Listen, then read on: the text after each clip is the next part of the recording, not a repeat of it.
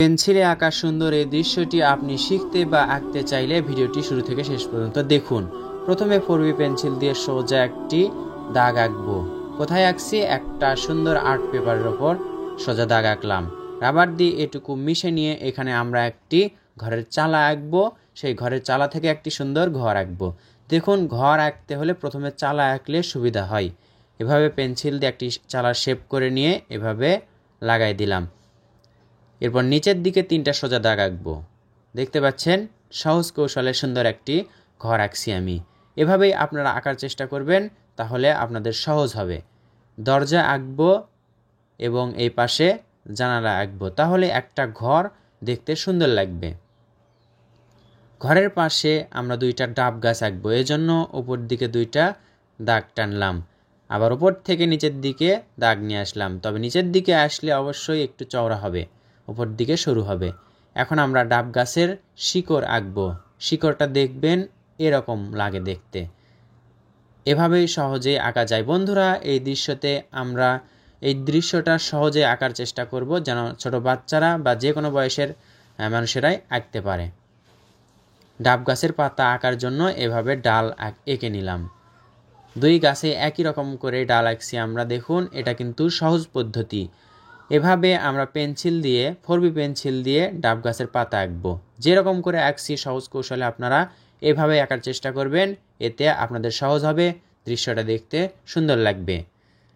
2টা গাছে একই রকম করে আমরা পাতা আঁকলাম।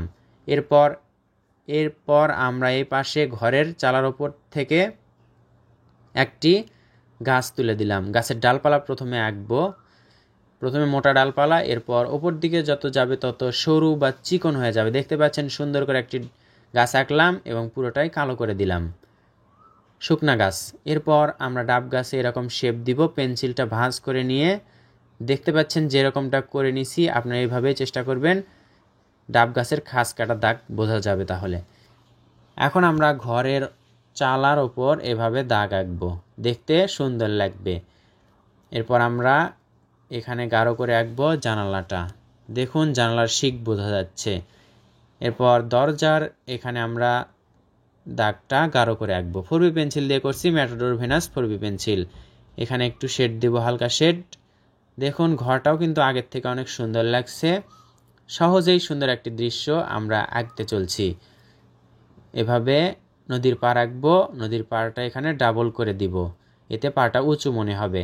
এখানে একটি সুন্দর অর্ধগোল করে সূর্য আঁকবো। এরপর পাড়টা আমরা গাঢ় করে দিব। পাড়টা গাঢ় করার পর সূর্যের পাশ দিয়ে আমরা একটু শেড দিব। 4B পেন্সিল দিয়ে আমরা করছি।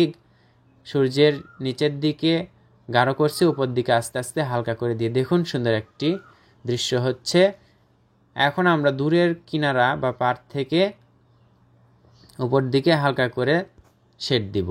এখন দেখতে আরো সুন্দর লাগছে। এই নদীর পাড়ের সাইড দিয়ে পেন্সিল দিয়ে হালকা করে ঘুষে ঘুষে দাগ আঁকবো।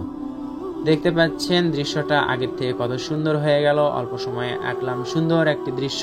আশা করছি আপনারাও এভাবে আঁকতে পারবেন। দৃশ্যটি কেমন লাগলো অবশ্যই কমেন্ট করে জানাবেন। ধন্যবাদ সবাইকে। আসসালামু আলাইকুম।